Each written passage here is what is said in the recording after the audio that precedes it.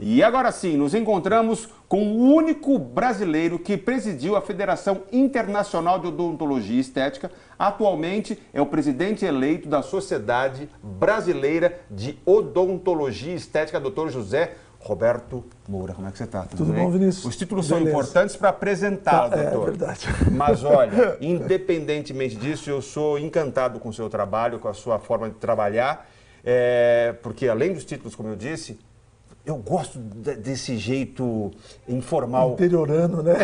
Informal de explicar para as pessoas sobre a odontologia, que é sua paixão, né? É minha paixão, sempre foi, sempre foi. A gente vai aprendendo a gostar das coisas na medida que elas vão se desenvolvendo, né? E eu costumo dizer assim que a odontologia, nesses últimos 20 anos, ela deu um salto muito importante. O que aconteceram nesses últimos 20 anos superam em muito os 100 anos anteriores. Olha aí. E assim, ela ficou muito mais interessante, ela proporciona uma série de tratamentos que até pouco tempo eram inacessíveis para a maioria da população, mesmo para uma população mais carente, porque durante um tempo, esses tratamentos que eles falam mais estéticos, né? Até você falou para mim, tipo assim, não, muita gente acha que tratamento estético é supérfluo. Hoje não mais. Porque na odontologia, justamente eu ia chegar nesse ponto, a gente está até se adiantando com coisas que nós falamos nos bastidores.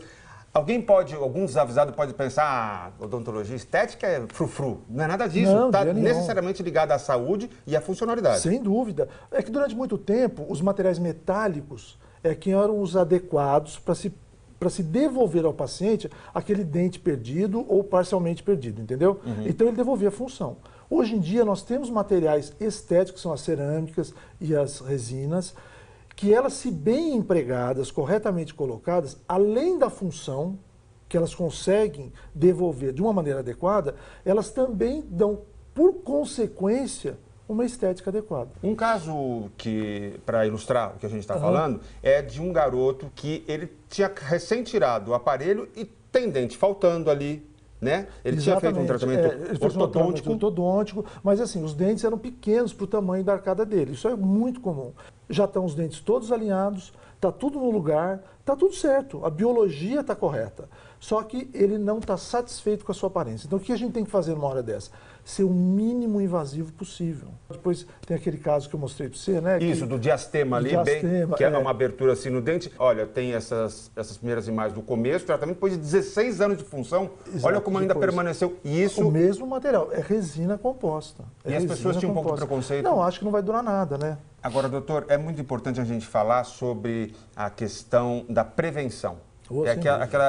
Para a gente aproveitar o nosso lado caipira, prevenir é melhor que remediar. Né? E nesse sentido, também na odontologia, quais são as dicas que ainda nesses 20 anos não se mudaram? É engraçado, né, que muita gente fala assim, como é que... Pô, será que não inventaram uma vacina para cárie? Uma coisa para... Tem, lógico que tem, já existe há muitos anos. Chama-se escova e fio dental. Isso é a vacina para cárie. Comeu muito açúcar. E assim, é lógico, a restrição de açúcar na dieta, ela é benéfica por uma série de razões, tá? Mas especificamente na questão da saúde bucal, ela é benéfica no sentido assim, de diminuir a quantidade de bactérias, que a gente chama cariogênicas, que são aquelas que promovem a cárie. Então, a diminuição dessa dieta cariogênica, ou seja, rica em açúcar, principalmente o açúcar refinado, ela deveria ser restringida, ou então, se a pessoa não consegue viver sem, procure escovar os dentes e fazer a higiene toda vez que se alimentar, principalmente de alimentos muito açucarados. Agora, doutor, a gente não pode deixar de falar sobre custo.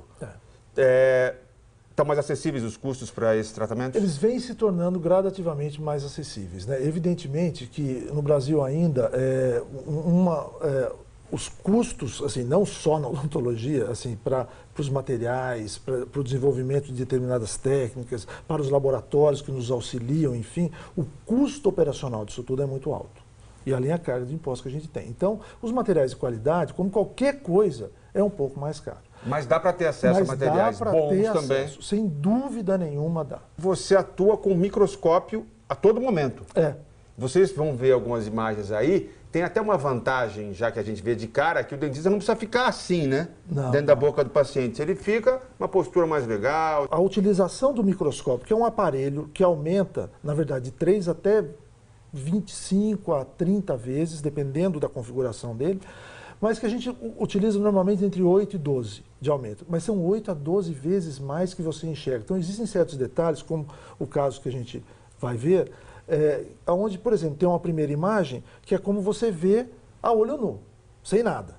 Parece uma sujeirinha. Aí, depois você tem um aumento pequeno. Chega num determinado aumento, você consegue ver que realmente aquilo ali é uma cárie. E mais que isso, você consegue ver do lado uma cárie vizinha que nem aparecia. A segunda vantagem é a iluminação, que é fantástica. Não tem sombra. Não tem sombra nenhuma. É como se a luz saísse de dentro dos seus olhos, através do sistema de prismas e espelhos que tem na cabeça ótica microscópio. Terceira vantagem, a documentação. Você pode filmar, você pode fotografar para mostrar isso para o paciente. Dr. José Roberto Moura, muito obrigado. Eu que agradeço, Vinícius. Foi um prazer tê-lo aqui, até porque na cadeira deitado é mais complicado. Não, também é um prazer. Afinal de contas, nós estamos diante do único brasileiro que presidiu a Federação Internacional de Odontologia Estética.